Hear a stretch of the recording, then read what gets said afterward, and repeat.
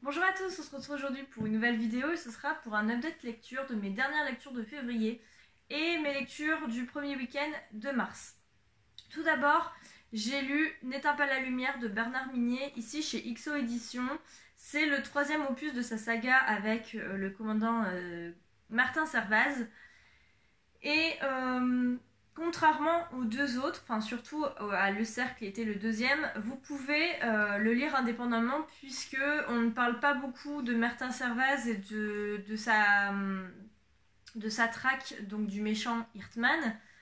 C'est d'ailleurs ce qui m'a le plus déçu et ce qui a aussi déçu Christelle, donc je pense que celui-ci, contrairement au Cercle qui est quand même une suite de Glacé, ici vous pouvez le lire indépendamment puisqu'on est surtout concentré sur l'enquête de Christine, qui est une jeune femme qui travaille à la radio, qui va recevoir la veille de Noël une lettre dans sa boîte aux lettres, une lettre de suicide, et elle va être persuadée que c'est pas elle qui était destinataire de cette lettre, puisque elle ne connaît personne, c'est pas signé, donc elle se dit que la personne s'est trompée de boîte aux lettres. Elle va quand même aller voir la police pour dire qu'elle a reçu cette lettre, etc. Et lors de son émission de radio, un auditeur anonyme va appeler et va lui prouver que c'était bien elle la destinataire de cette lettre. Va s'en suivre une traque et un harcèlement de cette personne. Dans ce sens-là, cette enquête m'a énormément fait penser à Juste une ombre de Karen Gebel, même si forcément l'évolution de l'intrigue est différente. Le début et la mise en place de cette intrigue m'a fait penser à ce roman. Mais comme je vous l'ai dit, le gros point négatif, c'est que moi j'aime bien les sagas policières comme ça, quand on parle du policier et quand il y a un méchant. Un peu comme dans la série de M.J. Erlich avec Helen Grace, donc je vais vous parler dans le prochain point lecture. Ici, voilà, j'aime beaucoup cette saga dans le sens où on sent que Martin Servaz est lié à Julian Hirtman. Et voilà, j'avais envie que cette enquête avance et qu'on retrouve ces deux personnages en parallèle de toujours l'enquête de police. Ici, non, on est à 90-95% sur cette enquête. J'ai bien aimé, ça a été un bon divertissement. Après, c'est pas quelque chose de fou. Je pense que j'oublierai très rapidement ce tome-ci. Et je pense aussi que je vais pas garder ce tome puisque c'est certain que je ne le relirai pas. En tout cas, j'ai bien aimé retrouver la plume de l'auteur que j'aime bien. Et je lirai le quatrième qui est Nuit, je crois. Donc voilà, je vais me procurer la suite et je pense que je le lirai toujours en lecture commune avec Christelle. Mais ça n'a pas été un des meilleurs livres de cet auteur. Donc à vous de voir si vous voulez le lire ou pas. Mais c'est vrai que si vous ne connaissez pas l'auteur, je suis pas sûre qu'il faut commencer par celui-ci parce que déjà, bon, officiellement c'est le troisième tome. Et puis c'est pas là où vous allez le plus accrocher à l'auteur, donc avis mitigé plutôt sur celui-ci. J'ai lu Victor l'indomptable de Bertrand Puer, qui est un roman jeunesse. J'ai connu cette série de livres jeunesse lors des Aliénales où l'auteur avait présenté cette saga, et en fait c'est une série de livres où Bertrand Puer en fait prend nos auteurs classiques, donc Dumas, Zola, ici Victor Hugo, où il les prend en fait en personnage principal en étant enfant et il leur fait vivre des histoires incroyables. Ici, ce que j'ai bien aimé, donc on suit Victor et son frère dans une quête, voilà, c'est un roman plutôt d'action jeunesse. Et ce que j'ai aimé, c'est qu'en fait, au travers de l'histoire, il fait intervenir des personnages existants de la bibliographie de Victor Hugo et j'ai beaucoup aimé.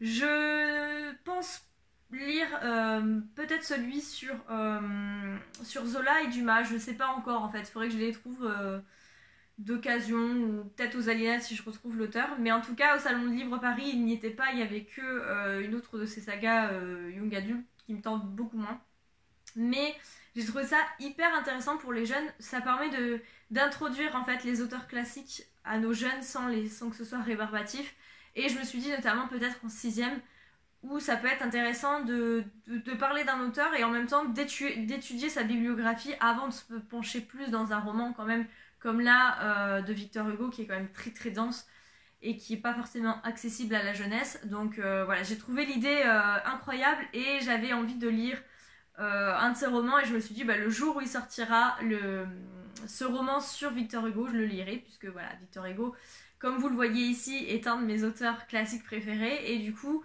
voilà, c'était une bonne lecture. Après, ça a été jeunesse, donc l'intrigue en elle-même m'a pas forcément plu, mais le concept et la façon qu'il a d'écrire, j'ai beaucoup aimé, et je pense que j'essaierai de découvrir d'autres romans de l'auteur. En tout cas, si vous avez des jeunes enfants, enfin on va dire entre 8 et 13 ans, quelque chose comme ça, je pense que ça peut être très intéressant pour eux, et puis au moins d'aborder, au moins d'entendre quelques personnages, quelques œuvres d'auteurs classiques, ça peut toujours être intéressant pour leur culture générale. Et puis en même temps, ça leur permet d'avoir un roman, une fiction, puisque voilà, tout est fictif. Mais en tout cas, voilà, je vous recommande. C'est plutôt une lecture assez divertissante et intéressante, même si voilà, ça a été trop jeunesse pour moi, mais le concept, comme je vous l'ai dit, est quand même cool. Donc voilà, n'hésitez pas à vous le procurer si vous aimez bien la lecture jeunesse ou si vous voulez faire lire à vos enfants. Ensuite, on retourne chez l'adulte et j'ai lu avec ma copine Cédrina Un jour comme les autres de Paul Collis chez HC Éditions que l'attaché de presse m'avait envoyé suite en fait aux chroniques que j'ai fait des 2 derniers romans de Paul Collis, donc Concerto à 4 mains et Zanzara, que j'avais bien aimé. Et ici, il se situe entre les deux. Je l'ai plus aimé que Zanzara et un peu moins aimé que Concerto pour 4 mains. Ici, on va se retrouver dans un thriller où en fait, un matin, Eric va prendre ses clés, il va partir comme il part au travail. Et puis il va jamais revenir. Donc Émilie, sa femme, va se demander ce qui s'est passé. Elle va savoir que c'est pas forcément une disparition volontaire. Et en fait, au bout de plusieurs mois, la police va clore cette enquête. Et puis elle va être persuadée qu'il s'est passé quelque chose. Donc elle va enquêter. Et elle est très fixée sur tout ce qui est chiffres, donc tout ce qui est numérologie. Et elle va essayer de déduire certaines choses grâce aux chiffres. Et elle va être aidée d'un journaliste au soir donc, qui s'appelle Alain Lallemand et qui va lui dire qu'il connaît Eric et qu'il est persuadé également qu'il lui est arrivé quelque chose et que c'est pas une disparition volontaire. Donc on va partir là-dessus. C'est un livre en plusieurs actes. Donc comme une pièce de théâtre, vous avez différents actes qui scindent ce roman donc en plusieurs parties bien distinctes. Et les chapitres sont très très courts, donc ça permet de dévorer le roman. Je pense que si je l'avais pas lu en lecture commune, je l'aurais lu beaucoup plus vite, parce qu'une fois que j'étais plongée dedans, j'avais du mal à m'arrêter. Donc ça, c'est quand même un gros point, c'est une écriture addictive. Et c'est... Alors, d'un côté, ça va être le point négatif, et un point positif, c'est que Paul Collis a une écriture assez journalistique. Il passe pas par 4 chemins, il décrit l'histoire, il décrit les actes, mais il va pas... partir dans des descriptions et il va aller droit au but. Donc du coup ça permet à l'intrigue d'aller de plus en plus vite, de mettre un rythme. Ça c'est vraiment la marque, je trouve, de Paul Collis, c'est que dans tous ses romans il a cette impression de vitesse quand on lit. Voilà, on a l'impression d'être dans un épisode de 24 heures chrono où il faut que ça aille très très très vite. Et donc ça j'aime bien, mais en même temps c'est le point négatif puisque ça va tellement vite et on n'a pas le temps de se poser notamment sur la psychologie des personnages, sur le personnage en lui-même, que du coup on a beaucoup de mal à s'accrocher au personnage. Je me suis absolument pas accrochée au personnage, j'ai quand même été ravie de retrouver les journalistes du soir qui avaient déjà fait une petite apparition dans Zanzara. Donc ça je me suis souvenue. Mais voilà, après c'est des romans que j'aime bien sur le coup, c'est un bon divertissement, mais contrairement à Concerto pour 80 qui était vraiment un super bon roman où je me rappelle encore l'intrigue, je suis pas sûre que dans 1 an, 2 ans, 3 ans, je me rappelle de toute l'histoire et de l'intrigue. Mais en tout cas sur le coup j'ai beaucoup aimé, je vous recommande, si vous voulez découvrir l'auteur, vous pouvez commencer par celui-ci parce que c'est un très bon roman de divertissement. Et puis il y a, alors je peux pas vous en parler parce que du coup ça vous spoilerait l'histoire, mais les thèmes abordés, le sujet abordé dans la fin de ce roman sont très intéressantes. Je me doutais de la tournure un peu de cette histoire, mais la révélation m'a hyper intéressée, c'était très documenté. Donc rien que pour ça déjà je vous recommande. Et puis si vous aimez ces thrillers un peu journalistiques, un peu les lectures addictives, allez-y parce que quand je vous dis qu'on est dedans, on a envie de savoir et les chapitres sont faits de telle sorte qu'à la fin vous avez juste une envie, c'est de continuer, continuer. Et voilà, donc je vous recommande Un jour comme les autres de Paul Collis parce que j'ai beaucoup aimé et je vous invite à aller lire ma chronique écrite aussi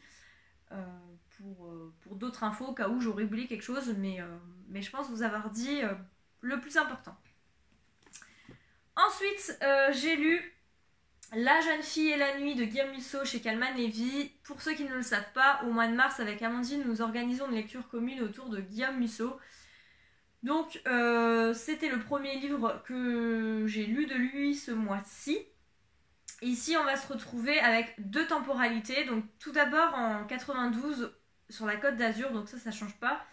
Par une nuit en fait, Vinka Rockwell qui est une jeune fille de 19 ans qui était à l'internat de l'université, de la classe prépa, s'enfuit avec son prof de philo avec qui elle entretenait une relation secrète.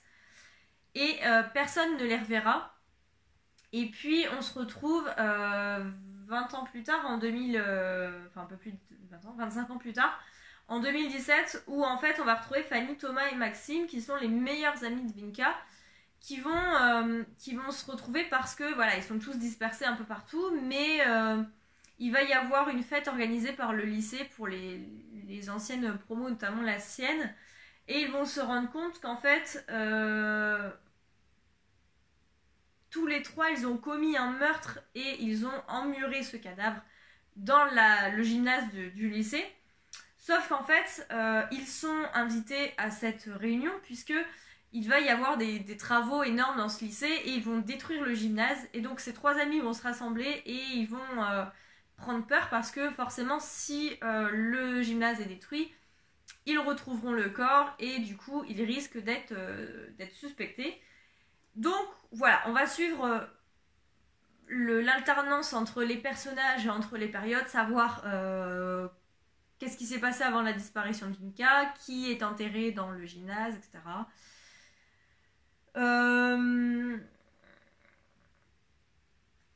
Je suis un peu dubitatif parce que Guillaume Musso, je le connaissais surtout pour ses romans qui mêlaient alors un peu d'enquête, de suspense, mais qui avaient toujours une touche fantastique. Et puis, à partir d'un moment, je crois que c'est à partir de l'instant présent ou Central Park, je ne sais plus, il a basculé dans le thriller classique. Et donc ici, c'est son avant-dernier roman, son dernier roman, qui est donc que thriller et il n'y a pas du tout de touche fantastique. Et je sais pas trop quoi en penser. Alors c'est un roman de divertissement, c'est une lecture addictive comme tous les Guillaume Musso que j'ai lus. Quand je me plonge dedans, c'est très difficile de le lâcher, je l'ai lu sur 1 ou 2 journées.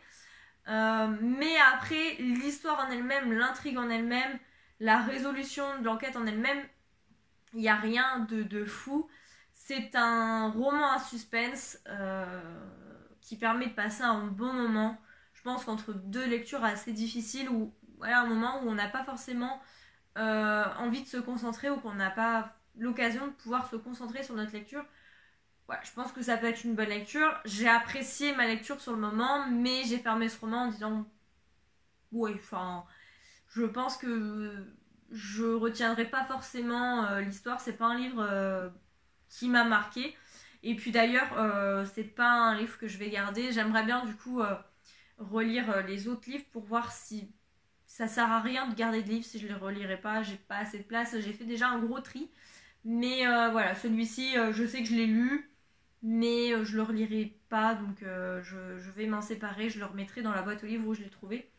Mais après, pour ceux qui aiment bien Guillaume Musso, je pense qu'ils peuvent aimer, hein. Il n'y a pas de souci, on reconnaît bien sa marque de fabrique. Mais voilà, je sais pas. Là, je vais lire un autre de ses romans prochainement, donc toujours pour la LC.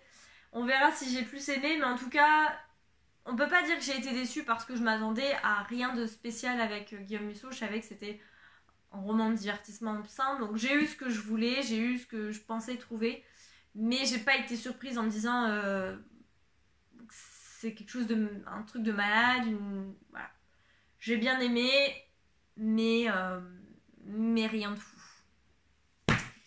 Par contre, en parlant de trucs de fou, j'ai lu Né d'aucune femme de Frank Buis, donc à la Manufacture de livres. Et ça a été un coup de poing, un coup de cœur, tout ce que vous voulez. J'ai adoré ce roman, ça m'a mis les frissons, j'avais la nausée, enfin ça a été une lecture de malade. J'ai eu beaucoup de mal à le lâcher, je l'ai lu pareil en une journée.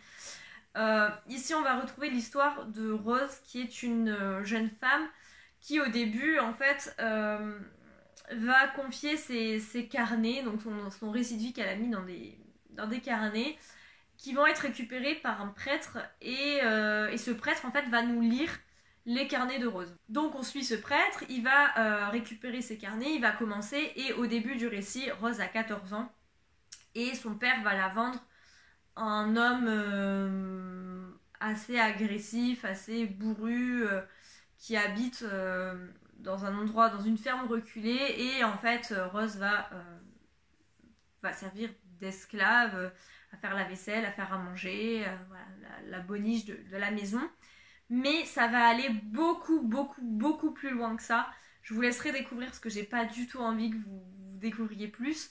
Mais en tout cas, on retrouve déjà la plume de Frank Buis que j'avais adorée dans Glaise et dans Grossir le ciel.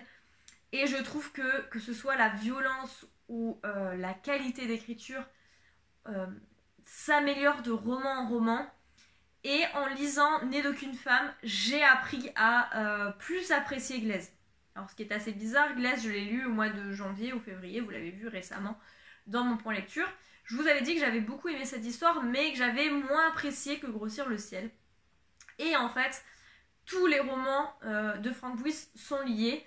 Et du coup, en lisant Né d'aucune femme, je repensais énormément ma lecture de Glaise et je faisais des liens que j'avais pas forcément fait ou des pensées que je n'avais pas forcément eues et j'ai trouvé ça magique et incroyable. Les mots utilisés pour la violence sont pas du tout vulgaires. Il arrive à parler de cruauté, de violence, mais de manière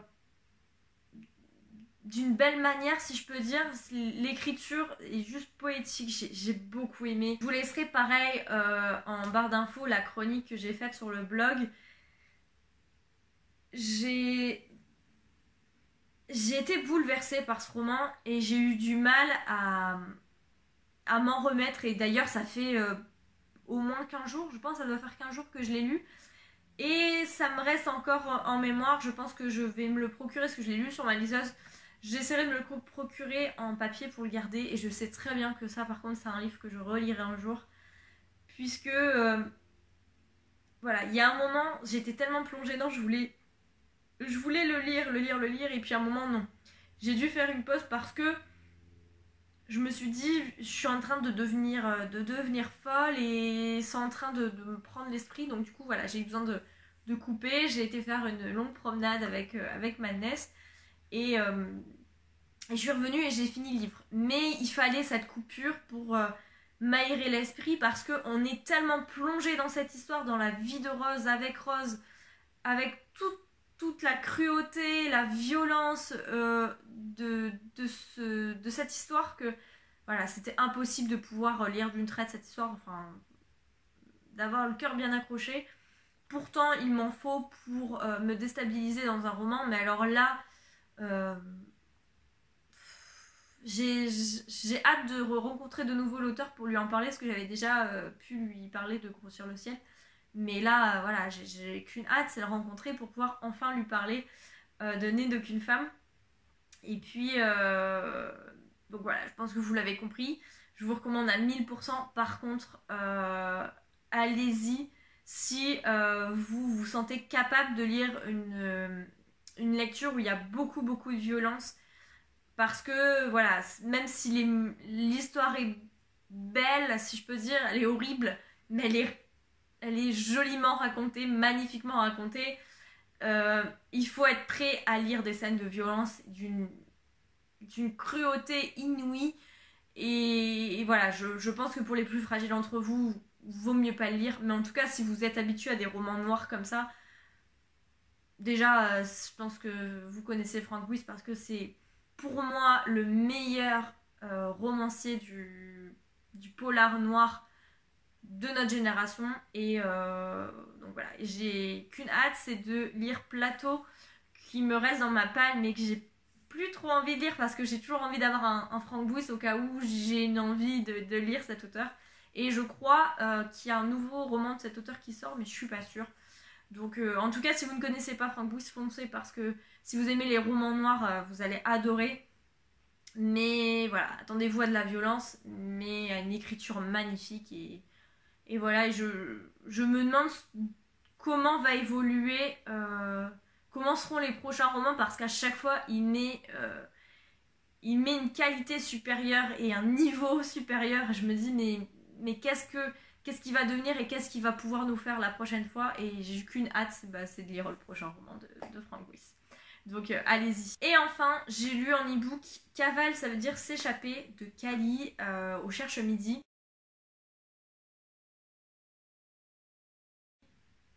Ici, on va retrouver Kali, donc la dernière année du lycée, et je pense que je n'ai pas lu son premier roman qui racontait son enfance, et même si ça se lit apparemment indépendamment, voilà, j'ai compris l'histoire, je pense que pour apprécier l'histoire correctement, il aurait fallu que je lise son premier roman. Je crois que c'est Seuls les enfants peuvent aimer, quelque chose comme ça, qui raconte donc son enfance et notamment la perte de sa mère. Et je pense qu'en lisant Cavale, ça veut dire s'échapper, sans avoir lu le premier, j'ai loupé pas mal d'infos et j'ai surtout pas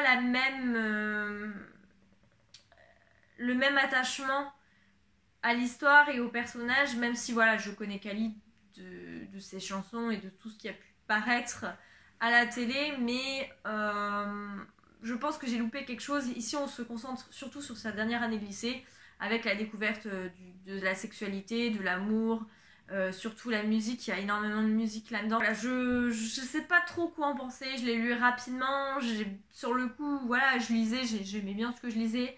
Et puis quand je suis arrivée à la fin, je me suis dit, qu'est-ce que t'en as pensé? Qu'est-ce que tu t'en penses? Et je savais pas trop quoi en dire, en fait, c'est un peu compliqué. En fait, vous voyez dans ce point de lecture et vous le verrez aussi dans le point de lecture d'après, j'ai quand même très peu de lectures qui m'ont marqué, où j'ai été emballée. C'est souvent des lectures où, sur le coup, j'ai bien aimé, mais ça a été des lectures sans plus. Et du coup, voilà, j'ai un peu de mal. Heureusement que là, ma lecture en cours me remonte un peu le moral. Voilà pour mon point lecture. Si je devais résumer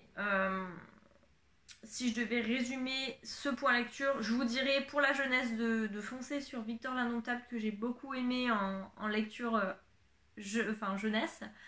De lire absolument Né d'aucune femme si vous aimez les romans noirs et si vous n'avez pas peur du trash. Et de lire Un jour comme les autres si vous êtes plutôt thriller ou plus roman suspense thriller. Mais là-dedans, il n'y a pas de violence, il n'y a rien du tout. Donc voilà, c'est plus ouvert il y a plus de public concerné que par Né d'aucune femme. Mais en tout cas, c'est les deux lectures que je vous conseille absolument, ce point lecture, Né d'aucune femme et Un jour comme les autres de Paul Collize. Et on se retrouve donc la semaine prochaine pour un nouveau point lecture, donc des lectures qui ont suivi. Je rattrape un bon rythme de lecture là en mars, je suis contente. En même temps, je suis en vacances depuis une semaine, donc ça aide aussi. Mais du coup, le point lecture là de la semaine prochaine va être tourné aujourd'hui, donc vous l'aurez. Et puis je pense que la semaine d'après, ce sera probablement le book haul du mois de mars, qui est plus raisonnable que je le pensais. Après, Salon Polar Lance n'est pas arrivé, donc ça peut encore changer. Mais pour le moment, je trouve que par rapport à ce que je pensais, c'est quand même raisonnable. Donc vous verrez ça dans le prochain book haul. En attendant, n'hésitez pas à aller checker les articles aussi de blog des livres que je vous ai présentés aujourd'hui. Il peut y avoir d'autres infos parce qu'en général, je les ai fait pas très loin de la lecture. Donc il y a peut-être des infos que j'ai loupées là 15 jours après que j'ai mis dans ma chronique. N'hésitez pas aussi à aller sur Instagram, on est de plus en plus nombreux en fait à y aller et j'essaie d'être plus actif, c'est peut-être pour ça aussi du coup. Mais j'essaie d'être actif en mettant au moins ma lecture en cours. J'essaye de mettre des chroniques finies où je vous donne mon avis, mais en tout cas, généralement, quand je commence une nouvelle lecture, je vous la mets, comme ça vous savez un peu où j'en suis et ce que je lis en ce moment. Donc si vous avez Instagram, n'hésitez pas à me rejoindre. Et puis je voulais vous remercier parce que sur la chaîne, on est arrivé aux 700 abonnés. Donc voilà, ces dernières semaines, ces derniers mois, ça augmente pas mal et je suis ravie parce que du coup, ça prouve que je fais pas ça pour rien et que ça vous intéresse. Parce que le but de ma chaîne, c'est aussi de partager et de partager mes lectures, de vous donner envie de lire des livres et puis aussi forcément que vous me répondez et que vous aussi vous me donnez envie. Donc n'hésitez pas à continuer à vous abonner, à commenter, à mettre des pouces, enfin tout ça, j'apprécie, je vous remercie beaucoup et puis du coup je vous souhaite une très très bonne semaine et je vous dis à dimanche prochain.